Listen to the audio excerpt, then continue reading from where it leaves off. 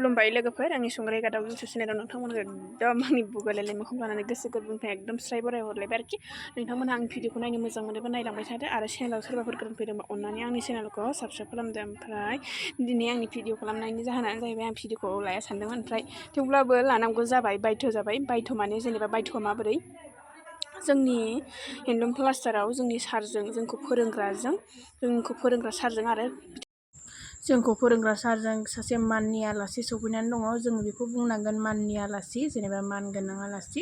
ओमफ्राय बे मानगोनां आलासियानो जाहैबाय मा होनो सोमखोर बसुमतारी सिंगार आरो बिथाङा अनेक माबायावनो मा होनोमोनला अनेक एलबामावनो बिथाङा सल' खनबाय आरो बे सल'आनो जाहैबाय मिथुजोंनि बे सानै गोसोआंनि फागिलि होनलायनाया बेयाव ओमफ्राय आरो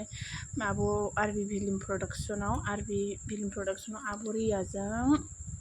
बे गारनांगौ गारगोनां ज्राब हौवा बाराखौ थेवबो गारनो हाया आं देलायनायखौ होनलायनाया बे आरो ओमफ्राय बोराय माखौ जाबावनो बे जाहैबाय आब' गितास्रिजों ओमफ्राय मा दंबावो नायलांबाय थादोल' मायाव दङ नोंथांमोना गावनिफ्रायनो एसे मिन्थिनानै लादो दा गाव बिथांखौबो एसे देखायनोसै आङो बेयावसो फैनानै भिडिअ खालामफैखुमा लायो आरोखि ओमफ्राय आं बे लाजियो नालाय बारा खोथा बाथ्रा बुंनोनो मोना आरोखि आङो नागिरबाबो नै आं दहायो बुंदोंमोन ना बिथाङानो सोमखोर बसुमतारी खुलुमबाय ओमफ्राय दे नोंथाङा मा होनोमोनलाय नोंनि एसे माबाफोरखौ खोन्थानानै होदो आदसा आंथ' आं दा आरो खेबसे मा बुंखाबाय होनो दिनै बेरायनो फैदों लोगोसे मोजां मोनबाय मामोन गाम्बारि सिख्ला क्लास्टार ना क्लास्टार थुरिबारियाव फैदोंमोन लोगोसे बिथांमोननि सि दानायाव आं एसे उपस्थित जाफैदोंमोन बेहाय लोगोसे लोगो मोननानै मोजां मोनबाय आंखौथ' आरो आंनि मा नोंथांमोननि गेजेराव आं मा इन्ट्रडाक्सन होनो सोरबा गोबाङानो मिथिगौ गोबाङाबो मिथिया आं माने माबानि कार्बि आंलं लांहिनि बाट आं स्पेसियेलि गुवाहाटियावनो थानाय जायो दा बिदि कालसारनि जोंनि बर' हारि बा जोंनि बिदिनो मेथाइ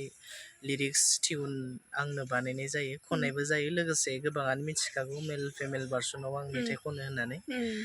बेखिनियानो ओमफ्राय मोजां मोनदों फैनानै जायगाखौ नोंथांमोनखौबो लोगो मोननानै माने गोसोखौ एसे माने मोनदों आरो मोजां मोनदों आरो एसेल' नङा बिराद मोजां मोनदों माने मोनसे फ्रि माइन्ड गावनि लाइफनि बा माखासे माबाफोरखौबो एसे मोजां मोनो नालाय माने एसे बेरायोब्ला सिङावहाय दुखु जानानै थानाय लोरबां जाना थानायफोरखौ माने मोजां मोनो ओमफ्राय नोंनि चेनेलनि मुङा मामोन आंनि मुङा संग्राय गादाव चेनेलनि संग्राय गादाव चेनेल आंनिफ्राय नोंथांमोन गासिबो रायजो राजाफोरखौ रिकुवेस्ट खालामबाय अननानै सापर्ट खालामदो बिथांनि चेनेलखौ साबस्क्राइब खालामदो लोगोसे लाइक खालामनानै बिथांखौबो सासे मोजां इउटुबार खालामदो आरो स' थेंक इउ स' माच गोजोन्थों ओमफ्राय बिथाङा गोबां सल' खनबायनो ओमफ्राय सल'फोरखौ एसे खिन्थाना होदो दे आदसा लोगोफोरनो सल'खौथ' मा बुंनो मेथाइफोरा आंहा बिदिनो दङ गोबां जाबाय आंनि मेथाइआ जि बांसिन माने माबा जादोंमोन फेमास जादोंमोन बेनो जाहैबाय सानै गोसो आंनि फागिलि बियो मिथिजोंनि आरो बियो माइ मिथुजों हालायनायाव ओंखारदोंमोन लालायनाया बे आरो गारनांगौ गारगोनां होननाय आरबि फिल्म प्रडाक्सनाव बे आब'रिया आब'रियानियाव ओमफ्राय फैलामोन आरो नामा औ ओमफ्राय बोराय माखौ जाबावनो बियो बेफोरो आंनि फेमास जानाय सखन्द्रि मेथाइ बुरैनि जालायबाय साखनद्रि बुरिनि आरो दङ बिदिनो गोबां मिउजिक भिडिअ आंनि दं बिदिनो आरबि फिल्म प्रडाक्सनाव खमियाव 7-8थासो आं मेथाइ लन्च खालामनाय जाबाय गोबाङानो जाबाय नोंथांमोना गोबाङानो नायबाय जानांगौ थारमाने होमबाबो मानसिखौ जेनेबा सिनाया नालाय माने नोंथांमोना नायनानै लादो जों आंनि स्क्रिनाव बारा फैनाय जाया नालाय माने जोङो स्क्रिननि उनाव थायोथ' बेनिखायनो माने माबा होनो हिन्दीयाव पर्दा के पिछे मे होननानै बुङोना ओंखायनो जों पर्दानि उनाव थायो नालाय जों महरगिरि नङिलाय जोंखौ बारा सिनाया जों देंखोगिरिल'सो नालाय बेखिनियानो आंनि मेथाइ फेमास जानाय ओरैनोथ' मेरला मेथाइ दङ बिदिनो माखासे बैसागुनि आरो माखासे माबा मिउजिक भिडिअ बिदिनो मडार्न संफोर गोबां दङ आरो बानायलांबाय थागोन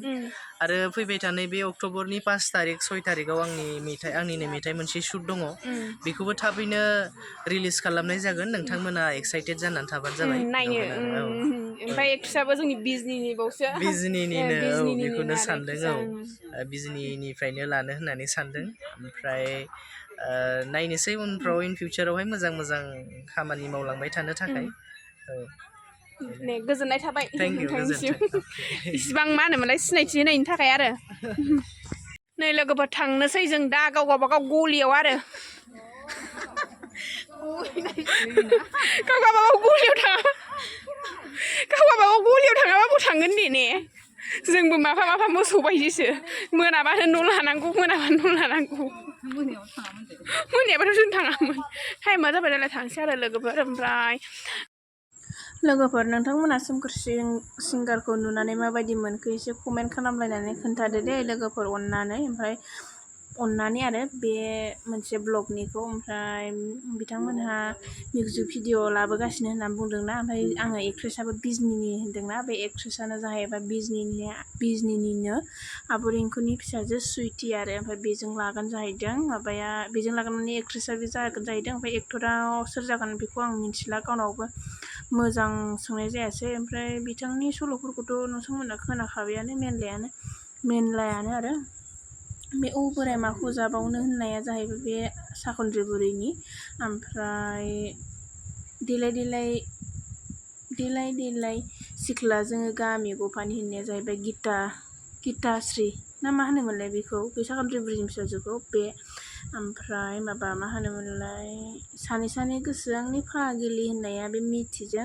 मिथुनि आरो मिथि एक्ट्रेस आरो मिथु बिसोरथ' सानैजों मालाय